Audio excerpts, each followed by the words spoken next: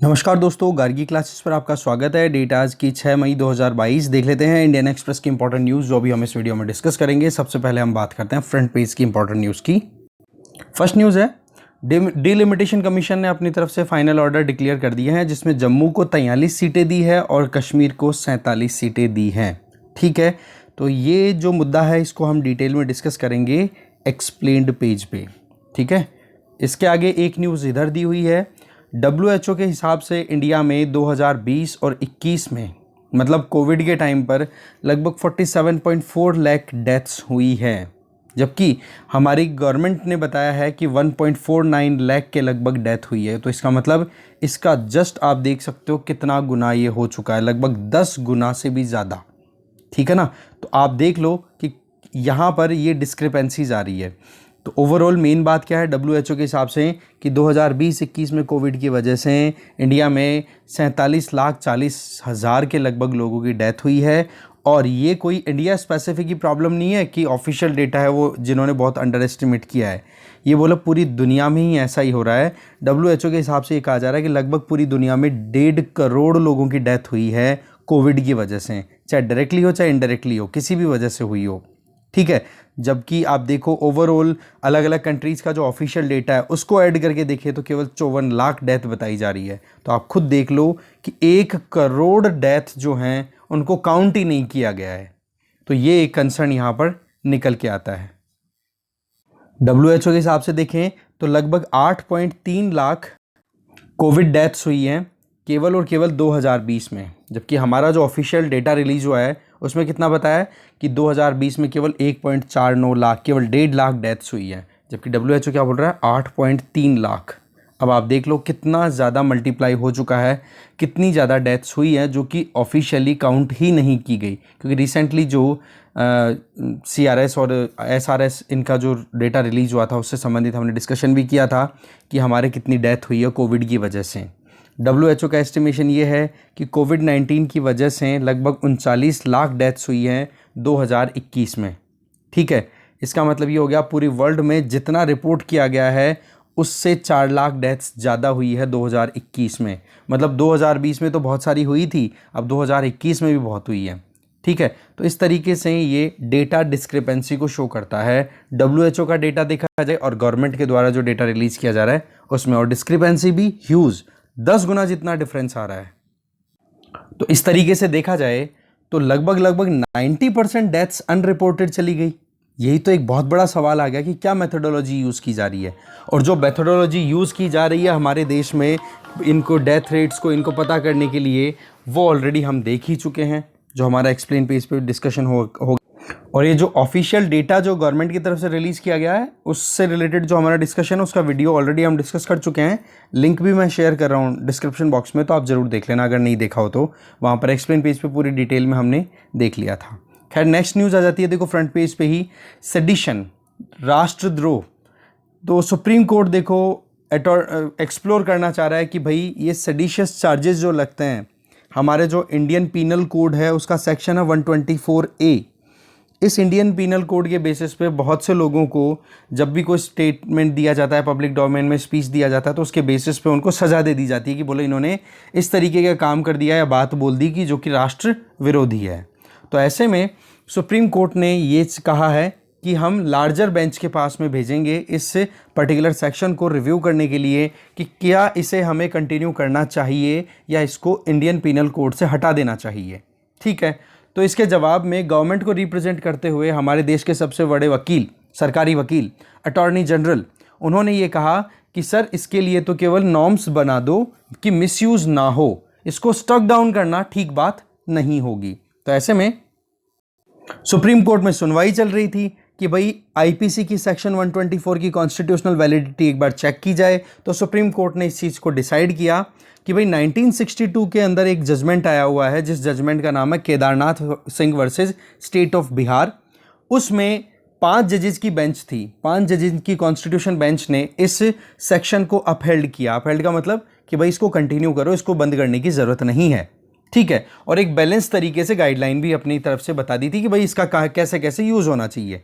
तो एक तो प्रीलिम्स में ये क्वेश्चन बनता है भाई कि recently Kedarnath Singh case news में था, ये किससे संबंधित है? तो seditious charges Indian penal code section 124A इसके अंडर में आता है ये, ठीक है ना, ये ध्यान रखना भाई। ऐसे क्वेश्चन आजकल यूपीएससी में पूछ ले जाते हैं, कहीं पर भी पूछे जा सकते हैं। तो हमारे अभी current attorney general article 76 of Indian constitution के अंडर में अपॉइंट किसको कर रखा है? के वेणुगोपाल जी। तो इनका ये कहना है कि जी आप इस सेक्शन को तो रिटेन करो, हाँ इसका मिसयूज ना हो इसके लिए गाइडलाइन दे दो। पर बात अब ऐसी है, सुप्रीम कोर्ट ने जब बोल दिया कि भाई 5 जजेस की बेंच ने ऑलरेडी केदारनाथ सिंह केस में इसको अपहेल्ड किया है, तो अब लार्जर बेंच का मतलब हो गया कि कम से कम 7 जजेस की बेंच तो बैठेगी, 9 जजेस की भी हो सकती है, ठीक है। फिर डिसाइड किया जाएगा, क्यों? क्योंकि ऑलरेडी जब 5 जजेस की बेंच ने डिसीजन ले दिया, तो इस डिसीजन को आप ओवरटर्न करना चाह रहे हो, चेंज करना चाह रहे हो, तो आपको लार्जर बेंच के पास ही भेजना पड़ेगा, ठीक है ना। तो इस तरीके से ये पूरा सिनेरियो है, थोड़ा सा ध्यान रख लेना, ये हाईलाइटेड पॉइंट बड़े इंपॉर्टेंट है। आगे चलते हैं। फिर नेक्स्ट है प्राइम मिनिस्टर नरेंद्र मोदी जी, देखो यूरोप की विजिट करके इंडिया वापस आ चुके हैं, और लास्ट जो मीटिंग हुई इनकी वो हुई थी फ्रेंच प्रेसिडेंट इमैनुअल मैक्रो के साथ में। तो इमैनुअल मैक्रो ने ट्वीट किया और ट्वीट में लिखा कि हम लोग फूड सिक्योरिटी को इंश्योर करने के लिए फार्म इनिशिएटिव पर भी काम कर रहे हैं। अब सवाल यह है कि फार्म इनिशिएटिव क्या है? इसका फुल फॉर्म है food and agriculture resilience mission. तो क्वेश्चन बन गया सीधा कि फार्म इनिशिएटिव रिसेंटली न्यूज़ में था, ये इंडिया किस कंट्री के साथ आगे बढ़ रहा है इस पर्टिकुलर इनिशिएटिव में? तो हमारा आंसर चला जाएगा फ्रांस। ओके, आगे चलते हैं। फिर इसी पेज पे अगली न्यूज़ है कि पंजाब में वीट परचेज 15 साल में हाईएस्ट हो रहा है, मतलब गेहूं खरीदारी ज़बरदस्त चल रही है, बट फार्मर्स को फ़ायदा बहुत कम हो रहा है। अगेन प्रॉब्लम क्या है जी? बात ऐसी है कि जो एमएसपी गवर्नमेंट ऑफ इंडिया के द्वारा डिक्लेयर की जाती है फार्मर्स के लिए, मिनिमम सपोर्टिंग प्राइस, तो उसके बाद में जब वो माल बेचने के लिए एपीएमसी मंडीज़ में जाते हैं, और मंडीज़ में जाने के बाद में फिर जब वो अपने घर की तरफ लौटते हैं, तो उनका मुनाफा बहुत ही कम बच जाता है, चाहे उन्होंने माल अच्छे से बेच दिया हो, अपना गेहूं अच्छे से बेच दिया हो। क्यों? क्योंकि पंजाब में जो रूरल डेवलपमेंट सेस है वो 3% है, और मार्केट डेवलपमेंट फ़ी है वो 3% है। तो ऐसे 3% की दो अलग अलग ड्यूटीज़ आप पे करोगे, तो फार्मर्स के पास मुनाफा कितना कम बच जाएगा। जबकि उसी के साथ में आप कंपेयर कर लो कि राजस्थान में ये जो मार्केट फ़ी है ये केवल 1.6% है, और यहाँ पर कितनी है? 3%। उत्तर प्रदेश में 1.5% है, मध्य प्रदेश में 0.5% है। तो इस तरीके से ये मंडीज़ में जब बेचने जाते हैं तो इनको टैक्स या ड्यूटी ज़्यादा देनी पड़ रही है, इसलिए इनका फ़ायदा नहीं बन पा रहा है, चाहे माल 15 सालों में हाईएस्ट लेवल का बिक रहा हो। ठीक है जी। तो यही तो एक सवाल था ना कि भाई प्राइवेट सेक्टर के लोगों से भी आप डील कर सकते हो प्राइस के लिए, और गवर्नमेंट ने जो अभी प्रोविज़न किए थे 3 फार्म लॉज में, उनमें से एक प्रोविज़न ये भी था कि भाई जहाँ पर आपको कॉम्पिटिटिव प्राइसेस मिले वहाँ पर जाकर के आप अपने प्रोडक्ट को बेच सकते हो। ठीक है, वैसे तो अभी भी अलाउड है, पर वही चीज़ है कि अभी सिस्टम इसी तरीके का चल रहा है, तो मंडीज़ में तो ये हो रहा है अभी फ़िलहाल। बाकी तो चीज़ें देखो माइन्यूट चीज़ें बताई हुई है, इतना कुछ है नहीं। आगे चलते हैं। अब हम आ गए एक्सप्लेन पेज पे, जहाँ पर सीधी हम बात करेंगे कि जम्मू कश्मीर में डिलिमिटेशन कमीशन ने क्या रिकमेंडेशन दी है, जो भी अभी नई कॉन्स्टिट्यूएंसीज बनाने की बात की है। तो थर्सडे की बात है, गवर्नमेंट ऑफ इंडिया के द्वारा सेटअप किया हुआ जो डिलिमिटेशन कमीशन था उसने अपनी रिकमेंडेशन दे दी है।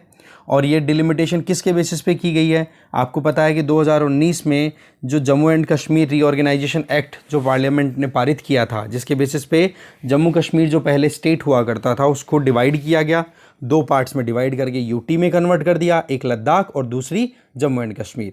फिर जम्मू एंड कश्मीर को भी यूटी में बना करके अभी फ़िलहाल टारगेट ये है कि वहाँ पर असेंबली के इलेक्शन करवाए जाएँ प्रॉपर, और फिर उसके बाद में स्टेटहुडशिप उसको दे दी जाए।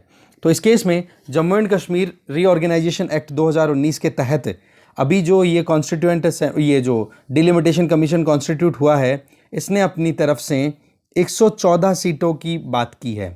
ठीक है, जिसमें से आप देख लो 90 सीटें तो हो गई कहाँ की? जम्मू और कश्मीर, जो कि इंडिया के पास में है, और 24 सीटें रिजर्व रखी है किसके लिए? पाकिस्तान ऑक्यूपाइड कश्मीर की। इसके पहले अगर हम बात करें, जब जम्मू और कश्मीर स्टेट हुआ करता था उस टाइम पर टोटल कितनी सीटें हुआ करती थी? 111 सीटें।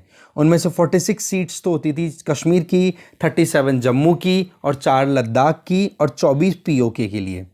तो लद्दाख वाली 4 निकाल दें तो बची कितनी? 107 सीटें, और 24 सीटें आपको पता है किसकी रह जाती है? पीओके की। तो इस तरीके से आप यहाँ पर देख सकते हो ओवरऑल कि सीटें जो हैं वो राइज की गई 2019 का जो ये रीऑर्गेनाइजेशन एक्ट था उसके बेसिस पे। फिर उसके बाद में गवर्नमेंट ऑफ इंडिया के द्वारा 6 मार्च 2020 को ये जो डिलिमिटेशन कमीशन है ये कॉन्स्टिट्यूट किया जाता है। और ये डिलिमिटेशन कमीशन का काम क्या है कि भाई जब चुनाव करवाएं तो वहाँ पर असेंबली में जो एमएलएज की जो कॉन्स्टिट्यूएंसीज हैं उनकी लिमिट क्या होगी, कौन कौन से एरियाज़ के लोग हैं पर्टिकुलर एक सीट के लिए वोटिंग के लिए आ सकते हैं। तो कॉन्स्टिट्यूएंसीज डिसाइड करना ही डिलिमिटेशन कमीशन का काम होता है। तो इस कमीशन को चेयर किसने किया, हेड कौन बनी, सुप्रीम कोर्ट की रिटायर्ड जस्टिस रंजना प्रकाश देसाई। इसके अलावा इसमें वहाँ के कश्मीर, जम्मू एंड कश्मीर के मतलब आप देख लो चीफ इलेक्शन कमिश्नर जो हैं वो इसके मेंबर बने, जम्मू और कश्मीर के चीफ इलेक्टोरल ऑफिसर वो भी मेंबर बने, और जम्मू एंड कश्मीर के 5 एमपीज़ वो भी एसोसिएट मेंबर के तौर पे बनाए गए। तो ये था पूरा कॉम्पोजिशन। अब देखो अर्स्टवाइल स्टेट की हम बात करें, अर्स्टवाइल स्टेट का मतलब जो पहले स्टेट हुआ करता था जम्मू कश्मीर, तो वहाँ पर जो डिलिमिटेशन का काम था ना वो कौन करता था, वो काम करने की ड्यूटी हुआ करती थी। देखो 2 तरीके का काम होता था, एक तो पार्लियामेंट के लिए कॉन्स्टिट्यूएंसीज डिसाइड करना और एक स्टेट लेजिस्लेटिव असेंबली के लिए, वहाँ की विधानसभा के लिए डिलिमिटेशन करना। तो पहले जब 2019 से पहले की बात करें, जब जम्मू कश्मीर स्टेट हुआ करता था, तब तो पार्लियामेंट्री कॉन्स्टिट्यूएंसीज को तो देखो गवर्न किया जाता था कॉन्स्टिट्यूशन ऑफ इंडिया के द्वारा, और स्टेट में जो कॉन्स्टिट्यूएंसीज होती थी उनके लिए the Jammu and Kashmir representation of people act of 1957 इसके अंडर में होता था। पर आपको पता है कि 2019 में जम्मू कश्मीर का स्पेशल स्टेटस है उसको रिवॉक कर दिया गया, एब्रोगेट कर दिया गया। तो अब क्या है, अब की परिस्थिति ये है, चाहे पार्लियामेंट्री कॉन्स्टिट्यूएंसी हो चाहे असेंबली कॉन्स्टिट्यूएंसी हो, दोनों का डिलिमिटेशन करने की ड्यूटी या उसकी गवर्निंग कौन करेगा, कॉन्स्टिट्यूशन ऑफ इंडिया। क्योंकि आज के टाइम पर जम्मू और कश्मीर क्या है, एक यूटी। फिर सवाल ये आ रहा है कि देखो केवल बीजेपी को छोड़कर के बाकी सभी पॉलिटिकल पार्टीज ने इस डिलिमिटेशन कमीशन के रिकमेंडेशंस को ऑब्जेक्ट किया है। तो ऑब्जेक्शन के पीछे, कंट्रोवर्सी के पीछे क्या कारण है वो अगर देखें तो देखो हमारे यहाँ पर अगर हमारे कॉन्स्टिट्यूशन की हम बात करें तो हमारे कॉन्स्टिट्यूशन में 2026 तक फ्रीज किया हुआ है कि कोई डिलिमिटेशन का काम नहीं होगा। मतलब जो भी अब नई सीटें क्रिएट होंगी एमपीज़ के लिए, नए एरियाज़ मतलब निकाले जाएंगे क्योंकि पॉपुलेशन राइज बहुत हो गया है, तो इस केस में डिलिमिटेशन का काम पूरे इंडिया में 2026 में होगा, 26 के बाद ही होगा, इसके पहले नहीं हो सकता। और आज की परिस्थिति देखें तो जम्मू कश्मीर भी किसके अंडर आ गया, चाहे वो असेंबली कॉन्स्टिट्यूएंसीज हो या फिर एमपीज़ की पार्लियामेंट्री कॉन्स्टिट्यूएंसीज हो, दोनों की बात करें तो वो भी अब तो इंडियन कॉन्स्टिट्यूशन ही गवर्न कर रहा है ना। तो इस केस में जम्मू कश्मीर में भी डिलिमिटेशन का काम कब होना चाहिए, 2026 के बाद में ही। तो एक तो कंट्रोवर्सी आ रही है ये। दूसरी बात ये कि जम्मू कश्मीर में पहले तो देखो सेपरेट कानून चलता था, वहाँ की असेंबली के जो भी कॉन्स्टिट्यूएंसीज को रिकॉन्स्टिट्यूट करना था, ठीक है, दोबारा से डिलिमिट करना था, तो वो काम होता था वहाँ पर अलग से 1957 का जो एक्ट था उसके बेसिस पे। पर 2002 में जब जम्मू कश्मीर की गवर्नमेंट को लीड कर रहे थे उस टाइम पे फारूक अब्दुल्ला, तो उन्होंने अमेंड कर दिया था जम्मू कश्मीर का जो एक्ट था 1957 का, Jammu Kashmir representation of people act of 1957। उसमें क्या कर दिया कि बोला पूरे देश में जिस टाइम पे मतलब डिलिमिटेशन एक्सरसाइज होगी, बोला उसी टाइम पर हम भी करेंगे। मतलब इन्होंने भी 2026 में फ्रीज कर दिया। जबकि आपको पता है कि ये डिलिमिटेशन जो है आज की क्या डेट आ रही है, आज 2022 में ही हो रहा है। तो इसका मतलब ये कंट्रोवर्सी आ रही है कि आप इतनी जल्दबाजी क्यों कर रहे हो कॉन्स्टिट्यूएंसीज को एक तरीके से रिफॉर्म्स करने के पॉइंट ऑफ व्यू से अगर देखा जाए तो। एक तो ये कंट्रोवर्सी है। इसके आगे अगर देखें तो कश्मीरी पंडितों के लिए भी इस पर्टिकुलर कमीशन ने रिकमेंडेशन दी है कि कम से कम 2 मेंबर्स तो कश्मीरी माइग्रेंट पंडित्स में से होंगे इस लेजिस्लेटिव असेंबली में जो नए इलेक्शंस होंगे उनमें। बाकी तो देखो इश्यूज और भी सारे हैं, माइन्यूट हैं, जो एक्सप्लिसिट है, जो वाकई में इंपॉर्टेंट है या फिर हाईलाइटेड पॉइंट्स हैं, उनको हम देख रहे हैं अभी, ठीक है। फिर इसके बाद में देखें तो डिलिमिटेशन करने का जो बेसिस लिया है वो 2011 की सेंसस लिया। आपको पता है अभी तक 2021 की सेंसस कंडक्ट नहीं हो पाई है क्योंकि इसके पीछे कारण क्या है, कोविड की वजह से। तो ऐसे में आप देख सकते हो कि जहां पर Jammu and Kashmir union territory की लगभग टोटल की 44% पॉपुलेशन रिजाइड करती है, तो ऐसे में 44% जो लोग हैं वो वोट करेंगे 48 सीट्स के लिए, नया जो डिलिमिटेशन कमीशन की रिकमेंडेशन आई उसके बेसिस पे। जबकि कश्मीर में 56% पॉपुलेशन रहती है जम्मू एंड कश्मीर की, वो 52% सीट्स के लिए वोटिंग करेगी। तो एक ये मुद्दा भी कहीं ना कहीं इशू अटक रहा है कि भाई लोग कम है, पॉपुलेशन कम है, तो ज़्यादा सीटों के लिए आप कैसे वोटिंग करवा सकते हो। जबकि पहले की बात करें तो कश्मीर में, जम्मू एंड कश्मीर की टोटल पॉपुलेशन का 56% रहती थी, तो वो कितनी सीटों के लिए वोटिंग किया करती थी? 55.4% के लिए। जबकि जम्मू में टोटल पॉपुलेशन का 43.8% रहती थी, तो 44.5% के लिए वोट किया करती थी। तो एक ये भी थोड़ा सा इशू क्रिएट हो रहा है कि भाई जम्मू को ज़्यादा टिल्ट देने की कोशिशें की जा रही है, फेवर करने की कोशिशें की जा रही हैं। तो ये था देखो एक रिकमेंडेशन पॉइंट ऑफ व्यू से। बाकी तो देखो वहाँ के पॉलिटिकल लीडर्स का क्या कहना है, बड़ी माइन्यूट चीज़ें, वो हमारे काम की नहीं है। आगे चलते हैं। नेक्स्ट जो आर्टिकल है वो है शिगेला। ये देखो एक बैक्टीरिया जिसकी वजह से डायरिया होता है, लूज मोशन होते हैं। तो केरला के हेल्थ डिपार्टमेंट ने शिगेला बैक्टीरिया का कारण एक आइडेंटिफाई किया है कि 16 साल की एक लड़की की डेथ हुई है और 30 और दूसरे इंडिविजुअल जो कि हॉस्पिटल में एडमिट हैं, क्योंकि एक इटरी, दैट मीन्स रेस्टोरेंट पे उन्होंने खाना खाया, खाने में क्या था? चिकन शर्मा। ठीक है, तो उसमें आप देखो ये बैक्टीरिया डिटेक्ट हुआ है जिसका नाम है शिगेला बैक्टीरिया।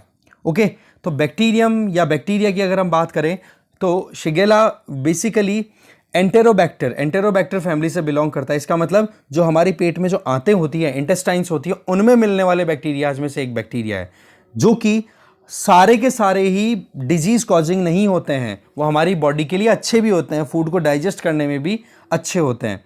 पर हाँ, कुछ ऐसे होते हैं जो हाईली इफेक्टिव इन्फेक्शियस हो जाते हैं, ज़्यादा इन्फेक्शन शो कर देते हैं, तो उसकी वजह से डायरिया जैसी प्रॉब्लम हो जाती है। कई बार तो ब्लडी और स्टोमक पेन भी होता है। दैट मीन्स जो स्टूल निकलता है ना, उसमें खून भी आने लग जाता है, फीवर भी होने लग जाता है, तो वो थोड़ा सा ज़्यादा सीवियर कंडीशन में जाना हो जाता है। अच्छा, देखा जाए फूड और वाटर बोर्न इन्फेक्शंस में से एक है, और ये फैलता भी बहुत जल्दी है। और फैलने का तरीका क्या है? अगर साफ़ सुथरे हाथ से आपने खाना नहीं खाया या फिर खाना कंटेमिनेट हो गया, बिगड़ गया हो। तो केरला का केस तो क्या है कि खाना बिगड़ा हुआ था। और दूसरी तरफ अगर देखो तो अगर मान लो कहीं पर आप तैरने गए तालाब में गए और वो कंटेमिनेटेड है, वो पानी कंटेमिनेटेड है, तो वो पानी भी हमारी बॉडी में जा सकता है। उसकी वजह से भी ये शिगेला है, ये हमारी बॉडी में एंटर होकर के हमें प्रॉब्लम और ज़्यादा क्रिएट कर सकता है। तो शिगेलोसिस है, वैसे तो देखा जाए तो ये कोई कॉमन इन्फेक्शन नहीं है। बाकी नॉर्मल जो इंटेस्टाइन में मिलने वाले बैक्टीरियाज हैं वो तो हैं ही, बट शिगेला की बात करें तो इसमें 4 तरीके के बैक्टीरिया के आप वेरिएंट देख सकते हो। एक तो शिगेला सोनेनी, एक है शिगेला फ्लैक्सनेरी, एक है शिगेला बॉयडी और एक है शिगेला डाइसेंट्रियाई। ठीक है, तो ये 4 में से चौथा है ना डाइसेंट्रियाई, क्योंकि डिसेंट्री हो जाती है, वही एक तरीके से लूज मोशन होना, वो सारा। तो बोले ये सबसे ज़्यादा खतरनाक साबित हो जाता है। डेथ की बात करें तो डेथ देखो बहुत कम होती है। बोले 100 पेशेंट आते हैं तो 100 में से एक पेशेंट सीवियर होता है, फिर उनमें से बहुत रेयर चांसेस होते हैं कि किसी की डेथ हुई हो। ठीक है, अब आप देखो शिगेला जो है, देखा जाए तो ये बैक्टीरिया टॉक्सिन प्रोड्यूस करता है हमारे पेट में, जो कि फिर बाद में आसपास में अगर इसको सही टाइम पे ट्रीट नहीं किया जाता है, मान लो सीवियरिटी ज़्यादा बढ़ गई, बीमारी ज़्यादा बढ़ गई और ट्रीटमेंट अगर टाइम पे नहीं हुआ, तो ये दूसरे ऑर्गन्स को भी फिर बाद में डैमेज पहुंचा देता है। तो वो ज़्यादा फैटल हो जाता है, वो बहुत ज़्यादा नुकसान वाली चीज़ हो जाती है। मोर्टेलिटी की बात करें तो 1% से भी कम मोर्टेलिटी इन्फेक्शन की बेसिस पे देखी जाती है ना। और बाकी वार्निंग है, प्रिकॉशन तो सिंपल सी बात है, खाना खाने से पहले, खाना खाने के बाद अच्छे से हाथ धो। अगर आपके पेट में गुड़गुड़ ज़्यादा हो रही है और यार यूँ लगे कि भाई एक दिन में 20 बार से ज़्यादा आप वॉशरूम जाके आ चुके हो, तो डॉक्टर को अप्रोच कर लो, सीधी सी बात ही है। और आज के टाइम पे परिस्थिति आपको पता है कि जो दवाइयाँ लगी हुई रहती है सीजनल फ्रूट, जैसे आज के टाइम पे ऑरेंज, ग्रेप्स या कुछ भी आप खाते हो, तो उनको अच्छे से वॉश करके खाना चाहिए। क्योंकि होता क्या है कि वो जो ऊपर लगा हुआ मटेरियल है उसकी वजह से भी कहीं ना कहीं प्रॉब्लम हो जाती है, जो भी प्रिजर्वेटर लगाया हुआ है या कुछ भी वहाँ पर केमिकल लगाया हुआ है। ठीक है, तो प्रॉपर क्लीनिंग होनी चाहिए। ठीक है, आगे चलते हैं। नेक्स्ट आर्टिकल है, देखो फार्म एक्सपोर्ट जो है वो हाईएस्ट लेवल पे चल रहा है अभी, बट इंपोर्ट भी कम नहीं हुए हैं। फार्म एक्सपोर्ट की अगर बात करें तो अभी देखो 2021-22 का फाइनेंशियल ईयर कंप्लीट हुआ है 31 मार्च को। तो आप देख लो मार्च एंड होते होते लगभग $50 बिलियन का हमारा फार्म एक्सपोर्ट रहा है, एग्रीकल्चर एक्सपोर्ट रहा है। और इंपोर्ट भी कुछ कम नहीं रहा, $32.4 बिलियन का हमारा इंपोर्ट भी रहा है। एक तो क्या है कि यूनाइटेड नेशन का जो फूड एंड एग्रीकल्चर ऑर्गेनाइजेशन के द्वारा जो फूड प्राइस इंडेक्स जो रिलीज़ किया जाता है वो अभी हाईएस्ट लेवल पे चल रहा है, ठीक है, जिसमें बेस वैल्यू ली जाती है। आप यहाँ पर देख सकते हो कि 2014-16 के बीच का वैल्यू है वो 100% माना जाता है, 100 पॉइंट लिया जाता है। उसके हिसाब से आज की परिस्थितियाँ ये है कि इसकी वैल्यू चल रही है 130 से भी ऊपर। आप यहाँ पर देख सकते हो 132 चल रहा है फूड प्राइस इंडेक्स, ठीक है। 2014 से 16 के बीच की रेट है, उसको 100 माना। उसके कंपैरिजन में देखा तो आज के टाइम पर आप मान लो 32% ज़्यादा महंगी चीज़ें बिक रही हैं अगर हम एग्रीकल्चर प्रोडक्ट की बात करें, फूड प्रोडक्ट की पर्टिकुलरली बात करें तो ऐसे में 2012-13 से लेकर के 2020-21 तक का आपके पास में ट्रेंड अवेलेबल है कि फूड प्राइस इंडेक्स में कितना फ्लक्चुएशन है। तो फूड प्राइस इंडेक्स तो देखो मोर और लेस यहाँ पर तो स्टेबल था 2015 से लेकर के 2021 तक, पर आज की परिस्थिति है कि ये लगातार अभी बढ़ चुका है।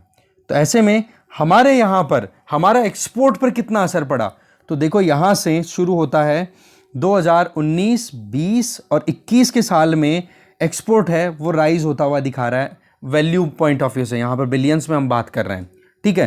तो ऐसे में अगर क्वेश्चन आ जाए ना कि इंडिया का एग्रीकल्चर एक्सपोर्ट पिछले 5 सालों में लगातार बढ़ा है, तो आपको मना कर देना है जी नहीं, 5 सालों में तो फ्लक्चुएशन से डिक्लाइन करके फिर राइज हुआ है। इसका मतलब इरेगुलर है, कोई रेगुलरिटी की तरफ नहीं है, ना तो प्रॉपर डिक्लाइन कर रहा है और ना ही बिल्कुल हाइक कर रहा है। हाँ, पिछले 3 सालों की बात करें तो वैल्यू पॉइंट ऑफ व्यू से एक्सपोर्ट हमारा राइज हुआ है, ठीक है। और ये ध्यान नहीं रख लोगे आप कि फूड प्राइस इंडेक्स कौन रिलीज करता है, तो फूड एंड एग्रीकल्चर ऑर्गेनाइजेशन जो कि यूनाइटेड नेशन के अंडर है। और इसके अलावा जो भी फूड प्राइस इंडेक्स रिलीज होता है उसका बेस जो है वो कौन सा साल लिया हुआ है, 2014-16 की प्राइसेस, ठीक है ना।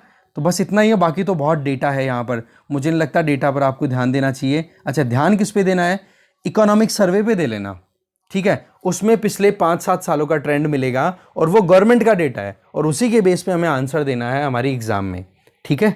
आगे चलते हैं। नेक्स्ट आर्टिकल है, देखो आरबीआई ने इंटरेस्ट रेट हाइक करने की बात कर दी है, तो बैंकों ने भी इसमें कोई पीछे रहने की बात नहीं की है। तो ओवरऑल अगर देखें तो क्या है पूरा मुद्दा, इंटरेस्ट रेट हाइक होने से इन्वेस्टर्स को क्या फ़ायदा होगा क्या नहीं, तो टू द पॉइंट हम बात करेंगे। सबसे पहली चीज़, ये आरबीआई ने एग्जैक्टली वही किया है जो बाकी सेंट्रल बैंक्स ने किए हैं, चाहे वो ऑस्ट्रेलिया का सेंट्रल बैंक हो, चाहे यूएसए का फेडरल रिजर्व हो, इंग्लैंड का सेंट्रल बैंक हो, हर एक बैंक ने इन्फ्लेशन को कंट्रोल करने के लिए इंटरेस्ट रेट राइज की है। यूएसए में तो 40 साल की हाईएस्ट इन्फ्लेशन चल रही है। इम्पैक्ट क्या है, देखो जी बात ऐसी है, जब डेवलप्ड कंट्रीज़ के सेंट्रल बैंक के द्वारा इंटरेस्ट रेट हाइक की जाती है तो उसमें डेवलपिंग कंट्रीज़ को नुकसान होता है। कैसे नुकसान होता है कि हमारे यहाँ पर जो इन्वेस्टमेंट आता है वो इन्वेस्टमेंट निकल के वापस डेवलप्ड कंट्रीज़ की तरफ चला जाता है। तो ऐसे में हमारे यहाँ से फॉरेन एक्सचेंज जो है वो रिड्यूस हो जाता है, जिसकी बेसिस पे हम हमारे इंपोर्ट को फुलफिल कर सकते हैं। तो हमें फॉरेक्स की शॉर्टेज का सामना करना पड़ता है, तो सीधा नुकसान है ये हमें। फिर आ जाओ आगे कि अभी यहाँ पर जो इंटरेस्ट रेट राइज हुई है तो उस केस में एक इंडिविजुअल को किस में ज़्यादा ध्यान रखना चाहिए। देखो बात ऐसी है कि अगर इंटरेस्ट रेट राइज हुई है तो लोन देने की तो इंटरेस्ट रेट राइज होगी, ब्याज दर तो ज़्यादा हो ही गई, पर अगर आप देखो तो उसी के साथ साथ में अगर आप बैंक के अकाउंट की बात करो तो वहाँ पर भी डिपॉजिट रेट है वो भी आपको ज़्यादा मिलेगी। पर सवाल क्या है, इन्फ्लेशन अगर 7% के हिसाब से चल रही है, डिपॉजिटेड जो अमाउंट है आपके अकाउंट में उस पर आपको इंटरेस्ट रेट मिल रही है मान लो 3% या 4%, तो एक तरफ तो 4% से आपको बैंक रिटर्न दे रहा है और दूसरी तरफ वही 4% से रिटर्न लेने के बाद में उस पैसे को खर्च करने के लिए आप मार्केट में जाओ तो 7% महंगाई लग रही है। तो ओवरऑल नेट इनकम आपकी क्या हो गई, नेगेटिव आई कि नहीं, मतलब ओवरऑल रियल इंटरेस्ट इनकम है वो नेगेटिव हुई कि नहीं, तो वही चीज़ यहाँ पर मेनली हाईलाइट की जा रही है। तो ऐसे में अगर किसी को इन्वेस्ट करना है तो बोला इस तरीके के काम में इन्वेस्ट करो जहाँ पर रिटर्न अच्छा है। जैसे महंगाई अगर 7% है तो आप पीपीएफ में इन्वेस्ट कर सकते हो, वहाँ पर 7.1% आपको रिटर्न मिलता है। सुकन्या समृद्धि योजना में 7.6%, ये स्मॉल सेविंग स्कीम्स हैं। इसके अलावा बोला आप बैंक अकाउंट में पैसा डाल करके रखोगे, जो कि चाहता है आरबीआई कि भाई लोग जो हैं वो डिपॉजिट ज़्यादा करें। डिपॉजिट ज़्यादा करने से ये होगा कि मार्केट में लिक्विडिटी कम आएगी, लोग खर्च कम करेंगे, तो महंगाई को कंट्रोल करना पॉसिबल हो पाएगा। बट इससे ज़्यादा बढ़िया क्या है, अगर आप एक इन्वेस्टर हो तो इक्विटीज़ में इन्वेस्ट करो। बेशक जब महंगाई बढ़ती है तो जब भी हमारा कोई हिस्सा बनता है, डिविडेंड बनता है कंपनी के प्रॉफिट में, जब आप इन्वेस्ट करते हो, जब आप एक कंपनी में शेयर खरीदते हो, इक्विटी होल्डर बनते हो, तो जब कोई कंपनी अगर आपको शेयर देगी, आपका हिस्सा जो बनेगा वो आपको पे करेगी, तो उस केस में आपको ये देखना होगा कि जी जो मुझे पैसा मिल रहा है उस पैसे को जब मैं मार्केट में ख़रीदना जाऊँ तो इन्फ्लेशन की मार तो मुझे अभी भी पड़ेगी, महंगाई तो अभी भी है, महंगाई थोड़े ना कम हो गई। तो ऐसे में उन कंपनीज में पैसा इन्वेस्ट करो जो कंपनीज बड़ी हैं, लार्ज कंपनीज हैं। इससे फ़ायदा क्या हो जाएगा कि लार्ज कंपनीज हैं उनको इन्फ्लेशन का फ़ायदा होता है, वो इनकम अपनी बढ़ा लेती हैं। देखो, हमेशा महंगाई का नुकसान छोटी फर्म्स को ज़्यादा होता है बड़ी फर्म्स के कंपैरिजन में, क्योंकि बड़ी फर्म्स को इकोनॉमी ऑफ स्केल निकालने में जोड़ नहीं आता, लागत को कम कर सकती हैं वो अच्छे खासे वॉल्यूम में। तो इससे क्या होगा कि इन्वेस्टर्स को बेनिफिट हो सकता है। तो इक्विटी में ज़्यादा अगर इन्वेस्ट किया जाए तो फ़ायदा है बजाय कि डेट। डेट में क्या होता है कि आप उधार लेन देन जो भी करते हो, ठीक है ना, डेट का मतलब उधार वाला सिस्टम, ठीक है, एक कंपनी को आप उधार दे रहे हो अपना पैसा, तो उस लेन देन में क्रेडिटर और इनको फ़ायदा नुकसान होता रहता है जैसे इन्फ्लेशन अप डाउन होती है। जबकि इक्विटी में क्या है, रिस्क थोड़ा सा कम हो जाता है, इन्फ्लेशन की मार रहती है पर रिस्क कम होता है। क्यों? क्योंकि बड़ी कंपनियों में अगर आप इन्वेस्ट करते हो म्यूचुअल फंड के थ्रू या कैसे भी, तो उनसे आपको रिटर्न अच्छा मिलने का चांस रहता है, क्योंकि बड़ी कंपनियां मुनाफा बनाएंगी और रिटर्न फिर आपको अच्छा मिलेगा, तो आप फाइट कर पाओगे इन्फ्लेशन के साथ में। तो ये चीज़ बताई जा रही है जो कि शायद अपने काम की ना हो, पर मैंने फिर भी बता दिया। आगे चलते हैं। फिर इकोनॉमी पेज पे भी वही पॉइंट चल रहा है कंटिन्यू कि आरबीआई ने देखो रेपो रेट राइज की है, सीआरआर को राइज किया है, तो ऐसे में बैंकों ने भी देरी नहीं लगाई और उन्होंने भी जल्दी से अपना इंटरेस्ट रेट है वो राइज कर दिया। जैसे आईसीआईसीआई बैंक ने अपनी जो लेंडिंग है वो लेंडिंग देने के लिए जो इंटरेस्ट रेट यूज़ करता है आईसीआईसीआई की, वो है EBLR, जिसको बोलेंगे हम external benchmark linked lending rate, उसको राइज कर दिया। बैंक ऑफ बड़ौदा है, उसने भी अपनी तरफ से RLLR, that means repo rate linked landing rate, इसको भी इसने राइज कर दिया है। तो ओवरऑल आप देख सकते हो कि ये जो इंटरेस्ट रेट्स हैं जो कि EBLR या RLLR के बेसिस पे है, ये चीज़ें क्या शो कर रही हैं कि आरबीआई ने जैसे इंटरेस्ट रेट हाई की है, रेपो रेट हाई की है, उसी का रिजल्ट यहाँ पर बैंकों ने भी दिखा दिया है। बेसिकली होता क्या है कि अक्टूबर 2019 में एक सर्कुलर रिलीज़ किया जाता है आरबीआई के द्वारा और बैंकों को ये कहा जाता है कि अब जो भी आप लोन दोगे उन लोन्स को आप रेपो रेट के साथ में लिंक करोगे। जिसके बेसिस पे कौन सी नई रेट निकल के आ गई, external benchmark lending rate EBLR। इसमें क्या होता है कि जब भी आरबीआई रेपो रेट को चेंज करे तो बैंक भी वो काम क्विकली करें, ठीक है, क्योंकि होता क्या है कि आरबीआई की जो मॉनेटरी पॉलिसी है वो तो आरबीआई तो चेंज कर देता है बट बैंक उस पर एक्शन जल्दी से नहीं लेते, ठीक है ना, तो उसकी वजह से जो टारगेट होता है वो टारगेट अचीव नहीं हो पाता। तो ऐसे में आरबीआई का कहना है कि आप रेपो रेट के साथ में इंटीग्रेट करो आपकी लेंडिंग, जो भी रेट आप यूज़ करते हो, जो भी आप ब्याज दर फिक्स करते हो लोगों को जो उधार देने के लिए। तो आरबीआई जो है, इस आरबीआई की तरफ से ये डिक्लेरेशन हुआ अक्टूबर 2019 में, ठीक है, EBLR। और इसके पहले क्या चलता था, MCLR, ठीक है, जिसको हम देखेंगे मार्जिनल कॉस्ट लेंडिंग रेट, ये हुआ करती थी 2019 अक्टूबर से पहले, ठीक है। तो आज के टाइम पे जितना भी लोन चल रहा है ना मार्केट में, उसमें ज़्यादातर जो लोन है उसका जितना लोन है उसका 53% तो MCLR रेट पे चल रहा है और 39.2% के लगभग चल रहा है EBLR। तो EBLR वाला जो लोन है ना वो तो देखो फिर भी जल्दी से इस पे इंपैक्ट आ गया, मतलब ये अक्टूबर 2019 के बाद में जो लोन दिए गए हैं वो EBLR बेसिस पे है। EBLR का मतलब रेपो रेट के साथ कनेक्टेड इंटरेस्ट रेट के बेसिस पे लोन दिया हुआ है, तो उस पे तो देखो जल्दी से इंपैक्ट आ रहा है आरबीआई के रेपो रेट का। पर दूसरी तरफ हम MCLR की बात करें तो MCLR में कितना टोटल जितना भी लोन चल रहा है मार्केट में उसका 53.1% तो केवल और केवल MCLR बेस्ड है।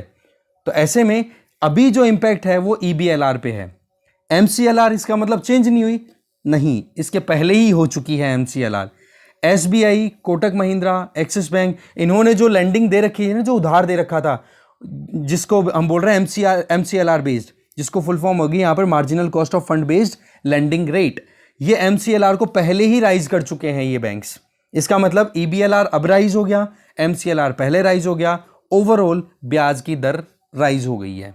ये है पूरा मुद्दा और इसका टारगेट क्या है कि कैसे भी करके फंडिंग को थोड़ा सा टाइट किया जाए, जल्दी से लोन ना ले लोग, और दूसरा ये कि जो लोगों के पास पैसा है उस पैसे को वो बैंक अकाउंट में डिपॉजिट करके रखे जिससे कि उनको अच्छा रिटर्न भी मिले। क्योंकि रेपो रेट अगर राइज हो रही है ना तो बैंक उधार ले रहे हैं आरबीआई से, तो बैंकों को भी ब्याज ज्यादा देना पड़ रहा है आरबीआई को, ठीक है ना। तो रेपो रेट ये हो गया।